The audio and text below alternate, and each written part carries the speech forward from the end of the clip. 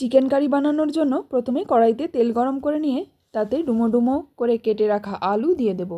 তারপর অল্প নুন ছড়িয়ে হালকা লাল করে আলুগুলো ভেজে তুলে নেব। এবার ওই তেলের মধ্যেই চিকেনটা দিয়ে ভেজে নেব। 2-3 মিনিট ভেজে নেওয়ার পর অল্প নুন ছড়িয়ে দেব। তারপর হালকা লাল করে চিকেনটাকেও ভেজে তুলে নেব। বাকি তেলটার মধ্যে 2টো তেজপাতা, একটা শুকনো লঙ্কা ফোড়ন দিয়ে কুচিয়ে রাখা পেঁয়াজ দিয়ে ভেজে নেব। পেঁয়াজটা ভাজা হয়ে এলে 1.5 চা চামচ আদা বাটা, 1.5 চা চামচ রসুন বাটা দিয়ে কষিয়ে নেব। মশলাটা কষতে কষতে চিড়ে রাখা 4টে কাঁচা লঙ্কা দিয়ে দেব। এরপর 1/2 চা চামচ হলুদ গুঁড়ো, 1/2 চা চামচ কাশ্মীরি লঙ্কার গুঁড়ো দিয়ে ভালো করে কষিয়ে নেব। তারপর 2টো টুকরো করে রাখা টমেটো দিয়ে অল্প নুন দিয়ে দেব, যাতে টমেটোগুলো তাড়াতাড়ি গলে যায়।